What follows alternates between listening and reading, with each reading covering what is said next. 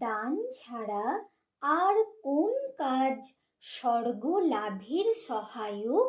কোন স্থানে কোন তিথিতে দান করলে পুণ্য লাভ হয় এবং কোন কোন ব্যক্তি স্বর্গগামী হয় তা আজ আমি আপনাদের বলবো।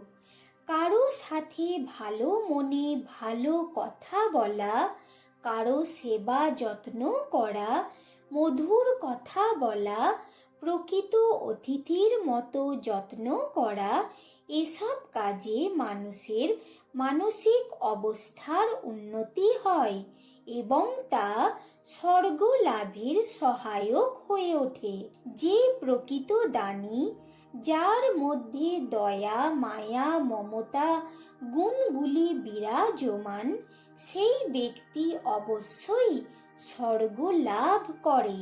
মন দিয়ে দান না করলে তার কোনো মূল্য নেই। মনকে সবসময় স্থির রেখে শান্তভাবে মন দিয়ে দান করবে। দান না করতে পারলেও ভালোভাবে কথা বলা এবং সহমর্মী হওয়া অনেক পুণ্যের কাজ। এগুলি দানের পরিপূরক।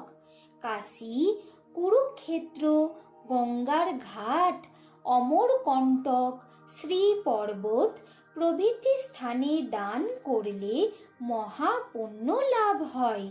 চন্দ্রগ্রহণ, সূর্যগ্রহণ, অয়ন, বিষুব সংক্রান্তি তিথিগুলিতে দান করলে অক্ষয় পুণ্য লাভ হয়।